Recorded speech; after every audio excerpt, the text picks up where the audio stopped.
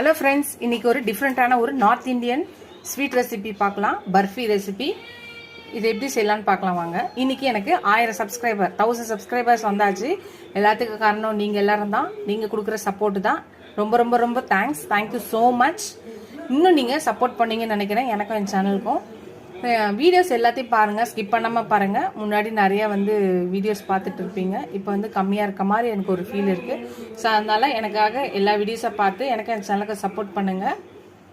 இந்த ஸ்வீட்டை எப்படி செய்யலான்னு பார்க்கலாம் வாங்க.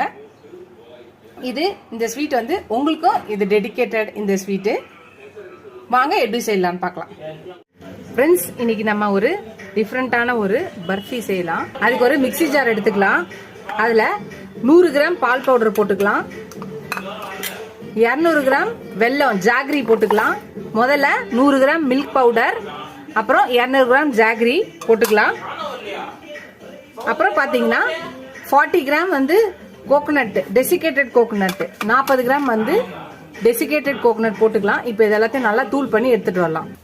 நல்லா தூள் பண்ணி எடுத்துட்டு வந்தாச்சு பாருங்க. இந்த பவுடரை இப்ப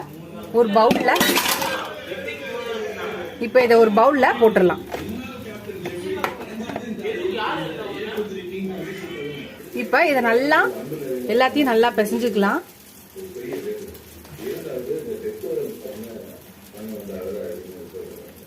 இப்ப இத பால் எடுத்துக்கலாம். கொஞ்சம் கொஞ்சமா ஊத்தி, இது கொஞ்சம் கட்டியா வரும்போது வர வரையும் நம்ம இதை ஊத்திக்கலாம். ஒரு 3 ஸ்பூன் எடுத்திருக்கேன். தேவைப்படுற பாலை மட்டும் ஊத்தி பிசையலாம்.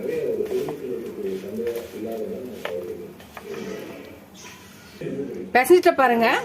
நான் எடுத்த 1.5 ஸ்பூன் தான் ஊத்திருப்பேன் பால். அதுல கொஞ்சமா ஊத்தினாலே போதும். இது வெல்லம் போட்டிருக்கனால சீக்கிரமா இதாயிடும். இப்ப இத எடுத்து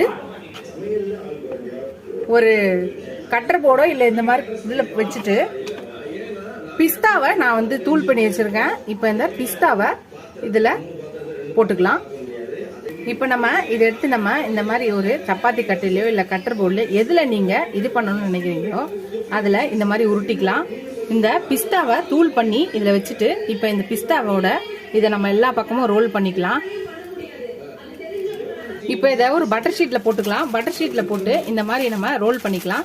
ரோல் பண்ணி நல்லா இது மாதிரி உருட்டிக்கலாம். உருட்டும் போது கரெக்டான ஷேப்ல வரும். பட்டர் ஷீட்ல போடும்போது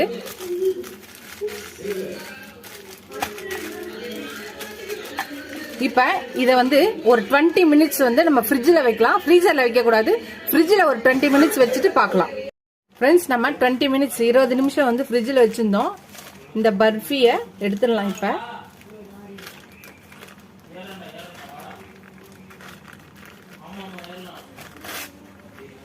இந்த பட்டர் ஷீட்டை எடுத்துடலாம்.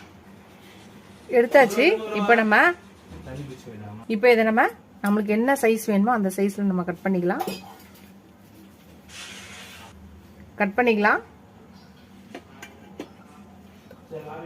எல்லாத்தையும் நம்ம கட் பண்ணியாச்சு. இப்போ இதை பிளேட்ல எடுத்து வச்சிடலாம். ஃப்ரெண்ட்ஸ், நம்மளோட டிஃப்ரெண்டான ஒரு பர்ஃபி ரெடி ஆயிடுச்சு.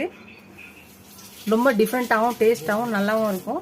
ட்ரை பண்ணி பாருங்க. ட்ரை பண்ணி பார்த்துட்டு எப்படி இருக்குன்னு சொல்லுங்க. பாருங்க ஃப்ரெண்ட்ஸ், செம்மையா இருக்கும்.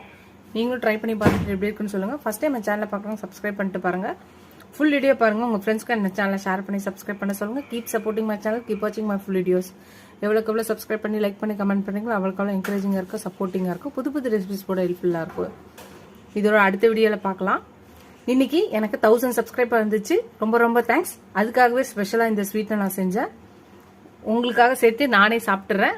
வாங்க எங்கள் வீட்டுக்கு இந்த ஸ்வீட் சாப்பிட. இதோட அடுத்த வீடியோவில் பார்க்கலாம். டாடா பாபா ஃப்ரெண்ட்ஸ்.